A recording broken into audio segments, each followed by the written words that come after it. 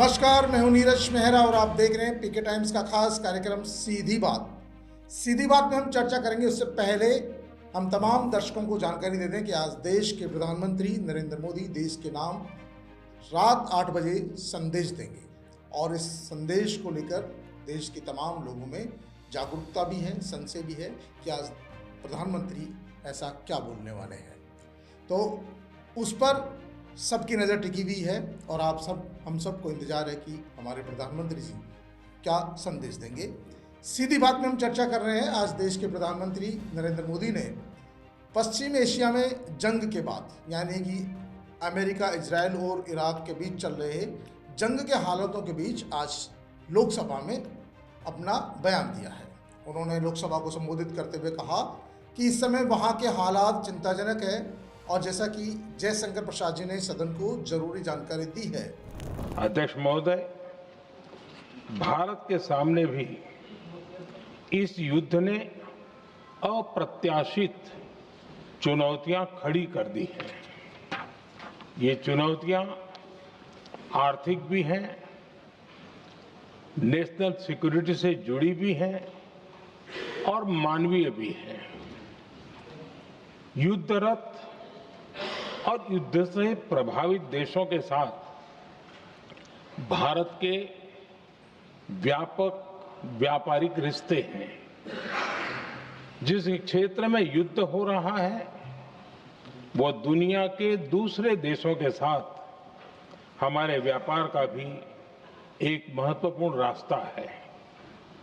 विशेष रूप से कच्चे तेल और गैस की हमारी जरूरतों का एक बड़ा हिस्सा यही क्षेत्र पूरा करता है। पिछले 3 सप्ताह से ज़्यादा समय से ये संकट चल रहा है और इसका लोगों के जनजीवन पर विपरीत असर हो रहा है। देश के प्रधानमंत्री ने लोकसभा में बताया कि जो पश्चिमी देशों में जंग के हालात चल रहे हैं उसका हमारे देश में भी विपरीत असर पड़ रहा है। पूरी दुनिया इसके जल्द समाधान के लिए सभी पक्षों से आग्रह कर रही है। यानी पूरी दुनिया में तमाम देश जो शांति प्रिय हैं वे चाहते हैं कि ये पश्चिमी एशिया की जो जंग है वो रुके, क्योंकि सभी लोगों को इससे नुकसान हो रहा है। भारत में बड़ी मात्रा में कच्चा तेल, फर्टिलाइजर जैसी जरूरी चीज़ें हार्मुज से आती है। युद्ध के बाद से ही यहाँ से जहाज़ों से आना जाना बाधित हो रहा है। हमारी कोशिश रही है कि तेल गैस का संकट नहीं हो। साफ तौर पर पीएम मोदी ने लोकसभा में कहा कि हमारी कोशिश है कि देश में तेल का, गैस का संकट नहीं हो, लोगों को परेशानी का सामना नहीं करना पड़े और इसके लिए तमाम प्रयास केंद्र सरकार की ओर से किए जा रहे हैं। हम सभी जानते हैं कि हमारे देश की ज़रूरत का 60% एलपीजी प्रोडक्शन भारत में होता है। शेष 40% प्रोडक्शन बाहर से आयात करना पड़ता है। हमने देश में इसके लिए उत्पादन को बढ़ावा दिया है, लेकिन अभी भी 40% हमें बाहर से ही मंगवाना पड़ता है। पेट्रोल डीजल की सप्लाई सुचारू होती रहे, इस पर भी काम जारी है। और आपको बता दें, इससे पहले रविवार को पीएम मोदी की अध्यक्षता में संघर्ष के हालात पर कैबिनेट की एक बैठक हुई। Cabinet committee on security CSS पर चर्चा हुई। करीब 3.5 घंटे चली बैठक में उन्होंने साफ कहा कि देश में जमाखोरी, कालाबाजारी कतई बर्दाश्त नहीं होगी। यानी 3 घंटे चली उस बैठक में साफ तौर पर देश के प्रधानमंत्री ने तमाम उन लोगों को संदेश देने का काम किया जो संकट की इस घड़ी में कहीं न कहीं कालाबाजारी कर रहे हैं, जमाखोरी कर रहे हैं, क्योंकि जितना संकट नहीं है उससे ज़्यादा संकट बढ़ाया जा रहा है और ये काला जमाखोरी जो करने वाले लोग हैं उनके द्वारा इस तरह का संकट पैदा किया जा रहा है। उन्होंने साफ तौर पर कह दिया कि इस तरह की कालाबाजारी और जमाखोरी को बर्दाश्त नहीं किया जाएगा। पीएम मोदी ने एनर्जी आज इकोनॉमी की रीढ़ है। उन्होंने कहा कि एनर्जी आज इकोनॉमी की रीढ़ है और हम सभी जानते हैं एनर्जी आज इकोनॉमी की रीढ़ क्यों है। ग्लोबल नीड को पूरा करने वाला सोर्स वेस्ट एशिया है। यानी पूरी जो हमारी सोर्सेज है उसको पूरा करने का काम एशिया के देश करते हैं। इजराइल, इराक और ईरान से हमारा जो गैस है, पेट्रोल है, तमाम चीज़ों की पूर्ति हो रही है। भारत पर इस युद्ध से उत्पन्न दुष्प्रभाव का असर कम हो, सबसे बड़ी बात है। उन्होंने बताया कि भारत पर इस युद्ध का उत्पन्न जो दुष्प्रभाव है उसका असर कम हो, इसके लिए एक रणनीति से काम कर रहे हैं और लगातार भारत सरकार वाकई में रणनीति के तहत काम कर रही है। कोशिश कर रही है कि देश की जनता को कम से कम परेशानी का सामना करना पड़े, चाहे विदेशों में फंसे लोगों को सुरक्षित देश वापसी हो चाहे गैस संकट से निकालना हो, चाहे तेल के जहाज़ मंगवाना हो या दूसरी जो भी चीज़ें हैं, भारत सरकार ने अपने हिसाब से अपनी रणनीति के तहत काम किया है और देश में इस संकट को कम करने की कोशिश की है। पीएम मोदी ने कहा कि भारत सरकार ने एक ग्रुप बनाया है जो हर रोज़ मिलता है, जो आयात निर्यात में आने वाली दिक्कतों पर निरंतर काम कर रहा है।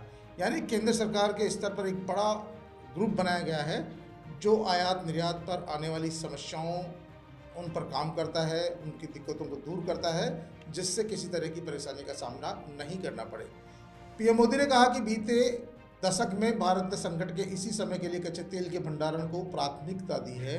आज हमारे पास 65 लाख मीट्रिक टन की रिजर्व व्यवस्था पर भी काम जारी है। 65 लाख मीट्रिक टन रिजर्व व्यवस्था पर भी काम जारी है, जिससे कि अचानक यदि युद्ध और खिंचता है तो भी हमारे देश में इतना सफिशिएंट पेट्रोल डीजल है कि लोगों का काम रुकने वाला नहीं है। लेकिन तमाम लोग ये चाहते हैं कि ये युद्ध रुके, जिससे कि तमाम चीज़ें पटरी पर आए। सरकार अलग अलग देशों के सप्लायरों से ही संपर्क में है।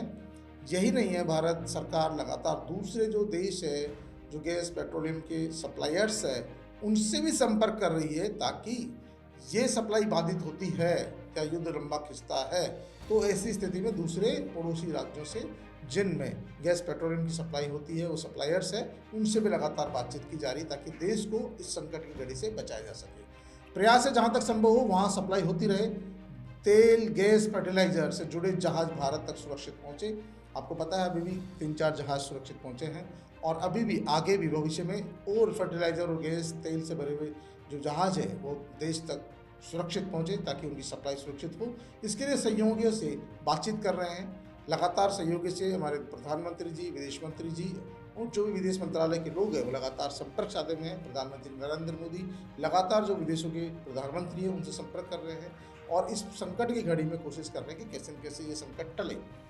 मोदी ने लोकसभा में कहा कि हमारी कोशिश है तेल गैस संकट नहीं हो। उनका साफ कहना है कि लोकसभा में भी उन्होंने विपक्ष से भी कहा कि आप लोग भी सहयोग करें। इस समय जो संकट की घड़ी चल रही है उसमें उसको बढ़ावा नहीं दें, उसको प्रोत्साहित नहीं करें। यानी जमाखोरी जो करने वाले हैं, भंडारण करने वाले हैं, उनको प्रोत्साहित नहीं करें। और क्योंकि ऐसा समय संकट का होता है, इस समय पक्ष विपक्ष सब मिलकर देश की सुरक्षा के साथ खिलवाड़ नहीं हो, देश में किसी तरह का जो तनाव पैदा नहीं हो, उसको दूर करने का काम करें। भारत में सबसे बड़ी मात्रा में कच्चा तेल, फर्टिलाइजर जैसी जरूरी चीज़ें लगातार मंगाने की कोशिश की जा रही है। युद्ध के बाद से यहाँ से जहाज़ों का आना जाना बाधित हुआ है और कोशिश की है भारत सरकार ने कि वो सुरक्षित पहुँचे। उन्होंने कहा कि हम सभी देश की ज़रूरत का जो भी चीज़ है, प्रोडक्शन है, तेल है, गैस है, वो उसकी सप्लाई करने की कोशिश करेंगे। हमने देश में इसके उत्पादन को भी बढ़ावा दिया है। पेट्रोल डीजल की सप्लाई सुचारू होती रहे, इस पर काम लगातार जारी है, लेकिन इसमें तमाम लोगों को सहयोग भी देना होगा। आपको बता दें कि आज शाम को जो 8 बजे संबोधन होगा, जाहिर सी बात है कहीं न कहीं अभी संभावनाएं लग रही, जिस तरह उन्होंने लोकसभा में अपनी बात कही है, कहीं न कहीं जो ये संकट उपजा है उसको लेकर देश के लोगों से वो सहयोग मांग सकते हैं। लेकिन उनकी बात का अपना वजूद होता है। जब वो 8 बजे अपना संदेश देते हैं तो वो संदेश पूरे देश में कोई एक नई एनर्जी लेकर आता है, कोई नया संदेश होगा, उस सबको इंतजार रहेगा। पहले तो आप सुने आज जो प्रधानमंत्री जी ने लोकसभा में बोला है, लोकसभा में बोलकर उन्होंने तमाम विपक्षी दलों के सदस्यों से अपील भी की है कि वो सरकार के काम में अड़ंगा अटकाने की बजाय सरकार के काम में सहयोग करें, लोगों को ऐसी स्थिति में भड़काने के बजाय उन पर नियंत्रण करें और गैस, पेट्रोल, डीजल का जो संकट पैदा हो उसको कम करने की कोशिश करें। उसको ज़्यादा अभी लोगों से वो अपील भी कर सकते हैं, हो सकता है शाम को, कि आप इसका उपयोग सही तरीके से करें, अपव्यय नहीं करें, या जहाँ ज़रूरी हो वहीं पर खर्च करें। तमाम चीज़ें इसमें सामने आ सकती है। टीके टाइम्स में आज के लिए इतना ही। कल फिर हाजिर होंगे किसी नए मुद्दे के साथ, किसी नई बात के साथ। तब तक के लिए नमस्कार।